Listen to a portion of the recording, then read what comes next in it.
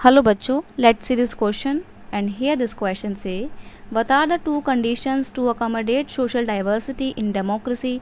Mention any one exception to this.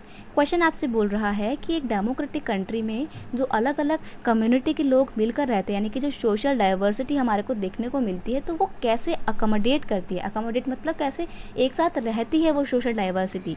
तो वो जिस आधार पे रहती है उसके लिए कोई शर्तें तो होंगी ना, तभी तो वो रह पा रही है। तो आपको उन शर्त के बारे में ही बताना है। आपको वो दो कंडीशन बतानी है जिसके बेस पे अलग अलग कम्युनिटी के लोग एक साथ मिलकर रहते हैं, और साथ ही साथ आपको एक एक्सेप्शन भी मेंशन करना है जहाँ पर ये सोशल डाइवर्सिटी मिलकर नहीं रहती है। क्वेश्चन का की कॉन्सेप्ट है condition to accommodate social diversity in democracy.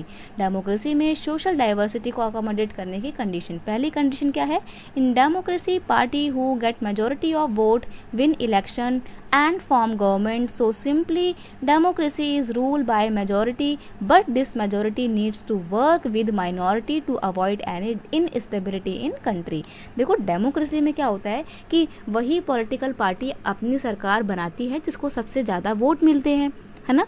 और इसका मतलब ये है कि डेमोक्रेसी में कौन रूल करता है, जो मेजॉरिटी में होता है। लेकिन यहाँ पर इस मेजॉरिटी का मतलब ये नहीं है कि मेजॉरिटी ग्रुप सिर्फ अपनी चलाएगा, जो माइनॉरिटी लोग हैं उनकी बिल्कुल भी बात नहीं सुनेगा। उसे माइनॉरिटी ग्रुप के साथ मिलकर काम करना पड़ता है ताकि वो किसी भी तरीके की इनस्टेबिलिटी को अवॉइड कर सके। It is also necessary that rule by majority does not become rule by majority community in terms of religion, caste, race और लिंग्विस्टिक ग्रुप।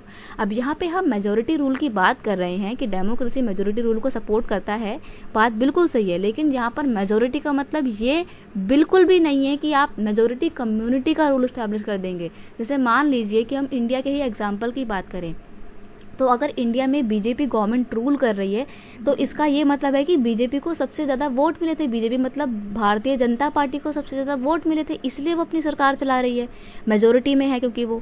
लेकिन ये मेजोरिटी रूल ऐसा ना हो जाए कि बीजेपी वाले की सिर्फ किसी एक कम्युनिटी को ही सपोर्ट करें। जैसे मान लीजिए कि बीजेपी वाले सिर्फ एक स्पेसिफिक रिलीजन को सपोर्ट कर रहे हैं, फॉर एग्जाम्पल हिंदू को सपोर्ट कर रहे हैं। मैं सिर्फ एग्जाम्पल दे रही हूँ, मेरा असली में मतलब ऐसा कुछ भी नहीं है कि बीजेपी वाले सिर्फ हिंदू को सपोर्ट कर रहे हैं तो ये जो है हिंदूज का मेजॉरिटी रूल इस्टेब्लिश हो जाएगा। ऐसा नहीं होना चाहिए। माइनॉरिटी ग्रुप जो हैं, जो बाकी के सिख हैं, क्रिश्चियन हैं, मुस्लिम्स हैं, उनको भी उनकी भी बात सुनी जानी चाहिए। तो मेजॉरिटी रूल तो है लेकिन मेजॉरिटी कम्युनिटी का रूल नहीं होना चाहिए कि वो जो मेजॉरिटी कम्युनिटी है वो किसी रिलीजन बेस पे है, कास्ट बेस पे है, या रेस बेस पे है, या लिंग्विस्टिक ग्रुप के बेस पे, यानी कि भाषाई आधार पे है। तो सबको मेजॉरिटी रूल तो होता है लेकिन माइनॉरिटी ग्रुप्स की भी बात आपको सुननी है और मेजॉरिटी कम्युनिटी का रूल इस्टेब्लिश नहीं करना है। तो ये होती हैं दो कंडीशन।